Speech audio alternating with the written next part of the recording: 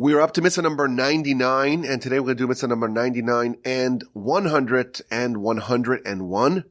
And we are still dealing with the tabernacle and the vessels, and we talked about the lighting of the menorah, and we talked about the table and the showbreads, and now we're going to focus on the garments, the vestments of the priest and the high priest. So mitzvah number 99 is the mitzvah for the Kohanim, the priests, and the Kohen Gadol, the high priest, to wear the special garments, the special vestments of the priests. And related to that, we have mitzvah number 100, which specifically relates to the breastplate, to the choshen. It has to be stable upon the chest of the Kohen Gadol, and how it connects to the apron-like garment, to the ephod. And then there is mitzvah number 101, which is regarding the robe, the me'il of the high priest, that it cannot be torn. Now, to help y'all with the visuals, I actually have this book here in front of me, which is called The Mishkan. It's Structure and Sacred Vessels. If you're listening to this on the podcast and you're not with us over here, then you're not going to have as interesting or comprehensive an overview, but we're going to go through some of the pictures here just to get a visual. It's kind of hard to explain in words sometimes, so we'll try to use this to get a visual of the vestments. So mitzvah number 99 is the mitzvah for the Kohanim, for the priests, to wear the special garments when they're in the temple, when they're in the tabernacle, when they do the service of the sacred service done in the sanctuary. They must be properly garbed. The regular, ordinary Kohen with their specific set of garments, and of course the high priest, the Kohen Gadol, and his specific vestments as well. Now the Sefer Chinuch, the book that we are using to navigate through the 630 mitzvos, he gives us a wonderful overview of the vestments. And he tells us that there are three categories of garments for the Kohanim, for the priests. Number one, you have the ordinary Kohen and the four garments of the ordinary Kohen. And they are the tunic, the pants, the hat, and the belt. So we'll look at it here in the picture. It will show us what it looks like. In this book, which is published by ArtScroll, they go through all the pictures of all the steps of writing it, all the steps of constructing it, and how it looks. So I'm just flipping through these pages. I know it sounds riveting on the radio to listen to me flip through the pages. So what does it look like? Let's see. Here we go. So here's a tunic. Looks like just a, nice kaftan, long, made out of linen. And this is the turban, the hat. Can you see that? It's a nice looking, snazzy looking hat. And then you have the avnate, which they call a sash. It means like a belt. And then there's the michnasayim. They call it breeches, which is a fancy word for pants, kind of like short pants that would go under the tunic. So these are the four garments of the ordinary priest. Pretty cool. You will notice that three of them are white, which means they're made out of linen. And one of them is multicolored. It's made out of linen and other things. An interesting note, you'll notice if you read the verses that this is actually made out of shatnez. It's a mixture of wool and linen. And because the Torah tells us specifically to make it out of what would ordinarily be a prohibited mixture, the ordinary Kohen is allowed to wear it so long as they're doing the avoda, so long as they're doing the service. So they're allowed to wear it because the Torah specifically says that they're allowed to wear it. Otherwise, it would be prohibited because you are not allowed to wear, you're not allowed to wear shatnez, you're not allowed to wear a mixture of wool and linen. So those are the garments of the ordinary priest. And then the high priest has an additional set of garments, and they are, here we go. Just flipping through here. You'll forgive me for, so first of all, you see the exquisite makeup of the threads. The the specific threads, which is red wool and linen and purple wool and blue wool mixed with some gold. It's a very exquisite looking fabric. And that is used to make the ephod. Let's see. Here we go. This shows you the whole getup. So this is the ephod on the bottom, and then there's the me'il, which is what's known as the robe, which is made out of completely tcheles, and then you have the name of God on a plaque on top of his forehead, and then you have the hat on top of the head, which is a little bit different between the high priest and the ordinary priest, and finally you have the choshen, which is the breastplate upon which the special stones are inlaid in the brackets, and it's connected via these gold chains. It's connected to the ephod, which kind of straps over the shoulders, an apron that has like suspenders, and it has shoulder straps, and then it has brackets, and of course there are the two stones, what's known as the avni shoham, the shoham stones that go on the shoulder pads, and then it connects via a gold chain towards the choshen, thus fixing the choshen in place.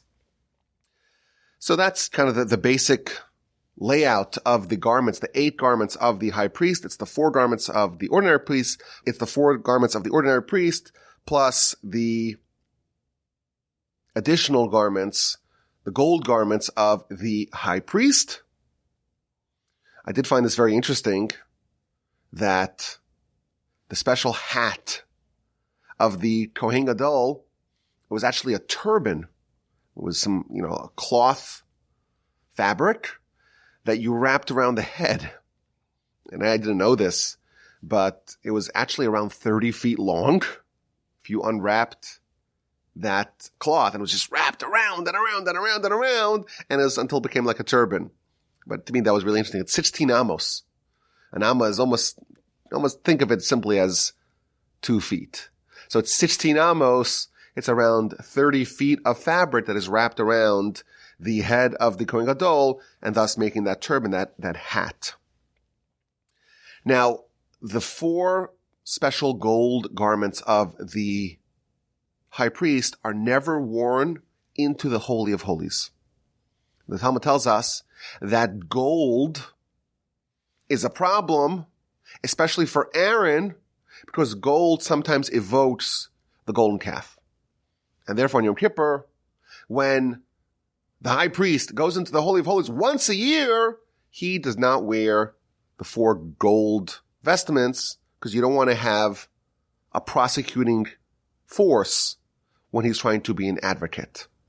He's trying to be an advocate on behalf of the Jewish people, and therefore there's no gold in the Holy of Holies. And thus the Talmud tells us, or the Torah tells us, that on Yom Kippur there are special white and linen garments that the Kohen Gadol wears into the Holy of Holies, and thus he's switching garments the whole day.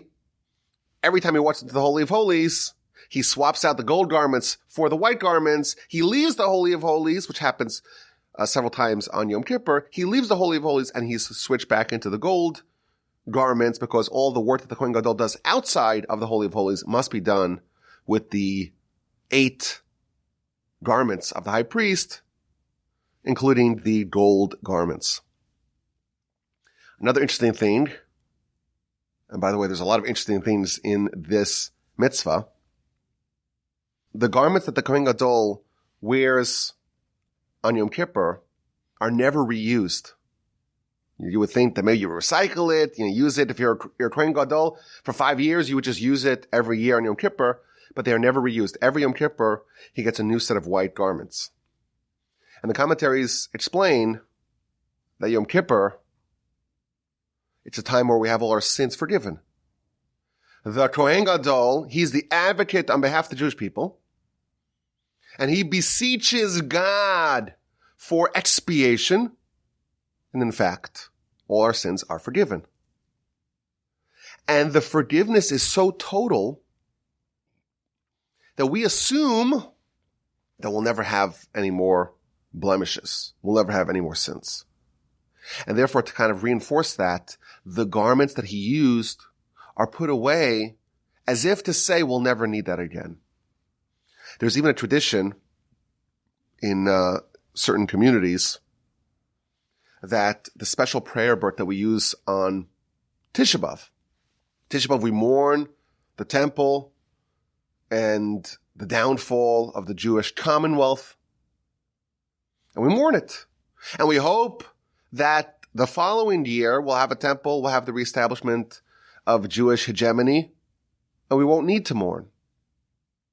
And therefore there's a tradition to actually use it only once and put it away and say, we'll never need this again. To kind of reinforce the idea that our prayers and our crying and our mourning will actually be successful, and therefore we won't need those prayer books ever again. Now, if a Kohen or a Kohen Gadol does not wear the requisite garments, it's not their style. They want the 3 Adidas stripes on the side. Theirs got dirty, whatever. If they don't wear it, then all their service is invalid. So if they brought sacrifices, those sacrifices will not be valid. Moreover, they're actually guilty of a capital crime. And this is not one of the capital crimes that a Jewish human court would adjudicate. It will be adjudicated by the heavenly court. But that is how severe such a behavior is. Now, the Sefer Chinuch, he always gives us an understanding of what the mitzvah is. You know, what's the reason why we have to have these special garments? And he tells us that, the Kohen is the representative of the nation. And he has to channel all his energy to doing the service on behalf of the people. And therefore, it's appropriate for him to have special garments to remind him of his role and what he needs to do when he is in the temple, in the tabernacle, working on behalf of the nation. It makes an impression. If you're wearing special garments, you're putting on, it's like a uniform, right? You put on the uniform like the athletes, right? They all wear the uniform to know that you are someone who has a specific job and a specific role, and you were chosen for this to know what you're here to do. And it gets your attention and keeps you on point when you are doing the sacred, sacrosanct work of the temple. I want to go through some interesting ideas that we picked up here about the garments of the high priest. So first of all, the verse tells us that Moshe was told to make garments for Aaron, lechavod u'lesifaros, for honor and for glory. And the Ramban says that all these garments are the garments of royalty, garments of a king. And it's really interesting that he goes through every one of the 8 garments of the high priest, and he proves from scriptural sources that each one of them is associated with the king. And thus they're not just random garments that were chosen arbitrarily. They are garments that kind of give us an understanding of what this individual is supposed to do. Now, the Talmud tells us that these garments actually provide atonement. We know you bring a sacrifice and the spiritual blemish that you had previously is cleansed. We know that. The Talmud notes that there is a juxtaposition between sacrifices, where they appear in the Torah, and the vestments, the garments of the high priest, to tell you that just as sacrifices provide atonement, so too the garments of the high priest provide atonement. Just by the Kohen Gadol wearing those garments, there is atonement extended to the nation. Specifically, the Talmud tells us, the tson is the tunic that cleanses the spiritual blemishes brought about by murder. And the breeches, the pants, that cleanses the spiritual blemish brought about by promiscuity. And the turban, that cleanses the spiritual blemish brought about by aloofness and haughtiness. And the sash, the belt, that cleanses the bad thoughts that people have in their heart. And the choshen, the breastplate, that atones for poor judgment, quite literally, a judgment that was done incorrectly. And the apron, light garment, the ephod, atones for idolatry, and the me'il, the robe that has on the bottom of the robe pomegranates and bells and ringers, and it makes a lot of noise, that atones for noisy sins, namely Lashon Hara. And finally, the tzitz, the plaque that goes on the forehead of the Kohen Gadol, that atones for brazenness. Now, it's an interesting idea that the garments of a high priest will provide atonement. What is the idea behind garments providing atonement? So the Maharal says that these garments are garments of royalty. We have very distinguished, noble, spiritual aristocrats amongst us. And the reason why we sin is because we forget how special we are. We forget that we are, in fact, princes and princesses. We're royalty. And the only way someone can make such a blunder to violate the will of God is if they think they're ordinary, they're a layperson, they're allowed to do what bums and hoodlums do. But if you're a prince, you must be dignified. You must walk with an air of nobility. You're distinguished. You're important. You're a prince. If you have that attitude, you're not going to sin. And these garments remind us of that, and therefore they are fixing the root cause of sin. Which, by the way, the Talmud tells us that any person that is promoted, nominated to an important position, all their sins are expunged. And the reason? Because the only reason why you did that sin is because you thought you were a small person. You thought you were a small person. And therefore you could behave in a fashion befitting a small person. But now that you're elevated, you're an important person, you're a bigger person, you're a more important person. Now you wouldn't do those sins, and therefore now those sins, because the root cause of that is taken away, the effect of that is taken away as well. Now specifically we're told that the ephod, which is again the apron-like garment that goes on the back and then kind of swings over the top of the shoulders, that atones for idolatry. And perhaps the idea is that it places kind of stones on the shoulders of the Kohen Gadol. And it acts almost like a yoke upon him. And we are told that our commitment to our Creator is akin to a yoke. Just like an animal has a yoke on its back and it's submitted, it's subjugated to the wills and the whims of the person leading it, so too us to God. And whenever we cast off that yoke and we accept the yoke of others, that is idolatry. And thus perhaps the ephod is reminding us of that yoke and our submission to God, and thus that helps us atone and fix for our relinquishing of that yoke. Now the choshen, which is the breastplate, that we're told atones for corruption of judgment. Now there's an interesting backstory to how Aaron merited to have the choshen, to have the breastplate. The Torah tells us in the book of Exodus, chapter 3 and chapter 4, that Moshe was told, go save the Jewish people, and he said no. And he launched a whole series of objections saying that he's not qualified for that role. And his final objection is, don't send me, send Aaron, my older brother, instead. And God gets angry at him. And God says to him, you're worried about Aaron? You think Aaron is going to be envious of you? Aaron not only will be happy for you, not only will he extend his delight to you, he is going to be happy in his heart. He's not going to say, oh, I'm so happy for you. And then his heart is like, oh, I'm going to kill you. No, he's legitimately and genuinely happy for you, even in his heart. Aaron is the one person that is completely free of any envy, completely delighted and joyous for the success and the triumphs of others. And because Aaron was happy and glad in his heart, therefore he got the special choshen that goes upon his heart.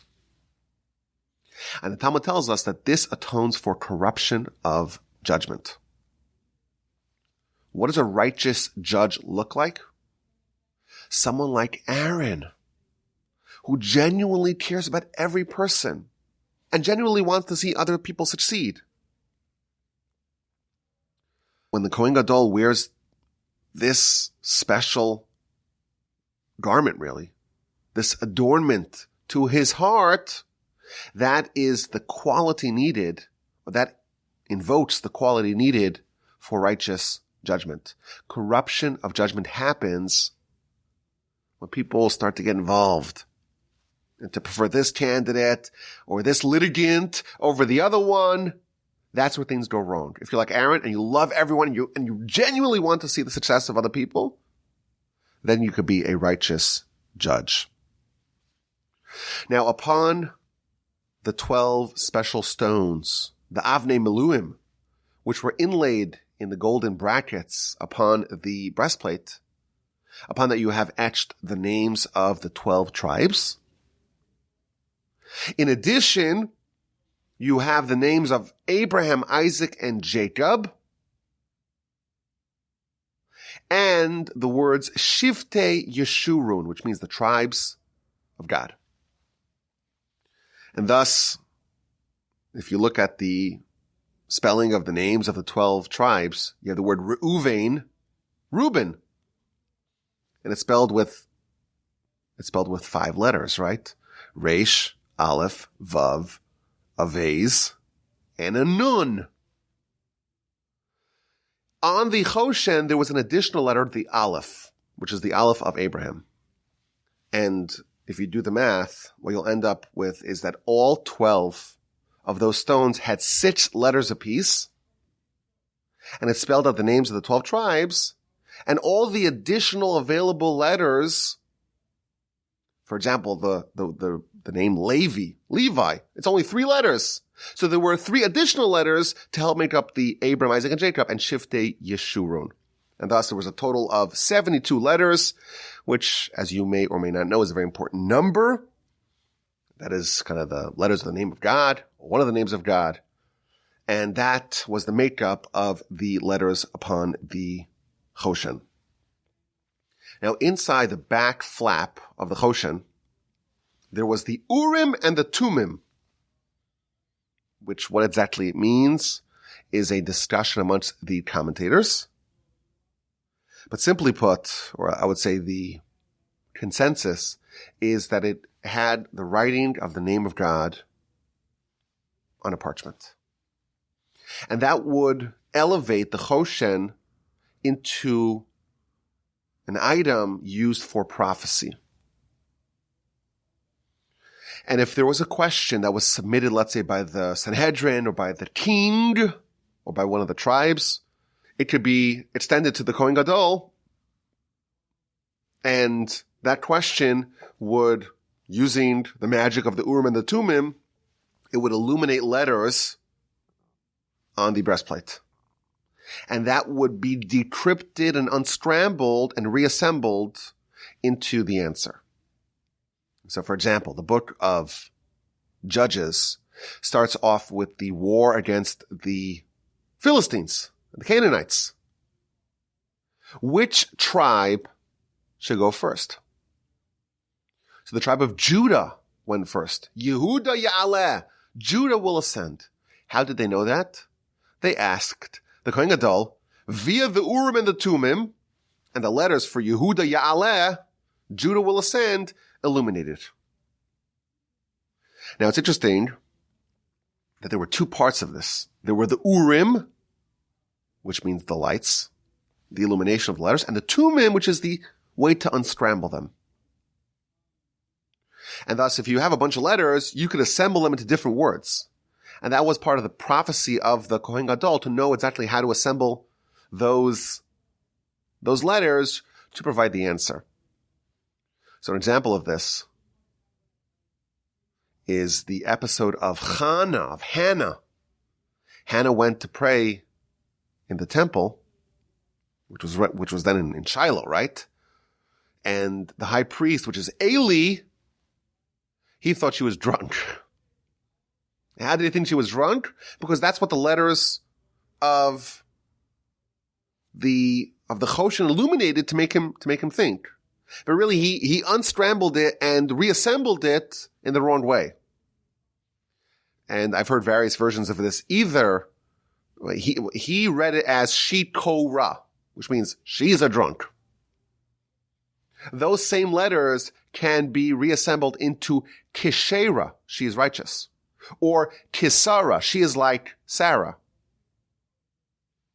That's an example of the duality of this particular part of the Choshen. Again, the Choshen has the breastplate, but has a back flap in which the Urim and the Tumim are placed. Now, the process for asking a question, submitting a question to the Urim and the Tumim was such. The Kohen Gadol would face the ark, and the questioner was behind him. And the questioner would whisper the question in a way that it was inaudible to the Kohen Gadol. And the Kohen Gadol would have to understand via prophecy the exact nature of the question, and then see what letters are illuminated on the Choshen, and then use that to decrypt it and to reassemble them into the answer. And again, this can only be used by a king or by, a large body of people. You can't just have anyone, hey, what are the winning lottery letters, lottery numbers? Help me! It was used very selectively because this really is direct prophecy, or not quite the highest level of prophecy, but a low-grade prophecy. Now, the me'il, which is the robe, as we mentioned, it had 72 golden bells and ringers and pomegranates made out of wool side by side on the bottom of the me'il. Why did Aaron and subsequent high priests, why did they have to have this form of noise making upon their garments? So the Ramban says, because they walk around in the sanctuary of God. And you don't barge into the king's presence without announcing yourself first. And therefore, wherever he walked, there was the dingling sound of the me'il to announce his arrival. The Talmud tells us that the me'il, the robe, atones for gossip. Why? This is the noise-making garment, and therefore it atones for noise-making as well.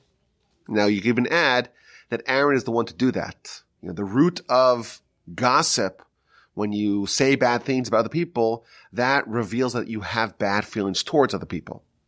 Aaron is the only person that we know of that the Torah testifies that he had no bad feelings towards anyone, and therefore he's the one to show us how to avoid envy, and thus how to avoid gossip.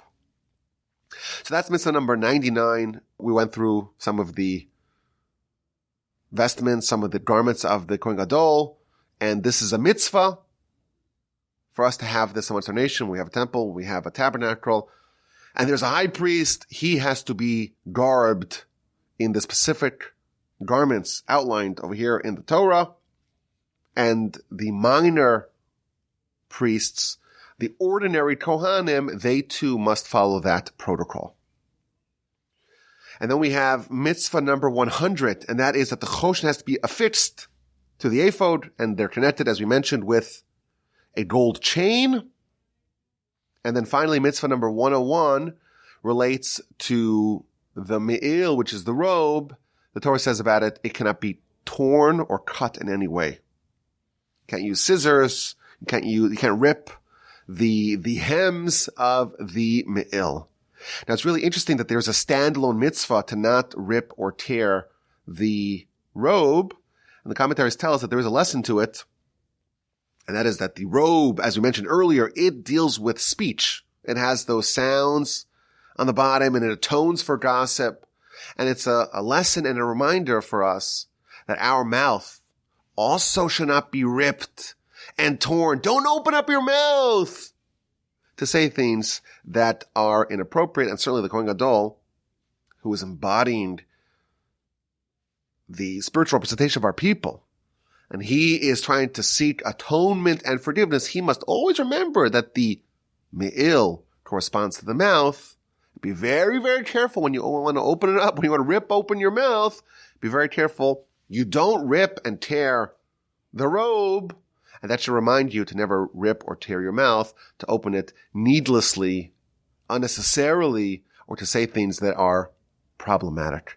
So that is mitzvah number 101, and these are the mitzvahs related to the vestments. And we hope, of course, to one day be privy to actually witnessing what this looked like, to be able to see the Kohen Gadol in all his splendor, and again to see these garments of royalty on the Kohen Gadol, a Kohen Gadol bedecked in royalty, and to live up to that aspiration that we have as a nation, to remember that we are all special, we're unique, we are princes and princesses, and we have God in our midst. As always, questions, comments, and feedback can be sent to rabbiwolbe@gmail.com.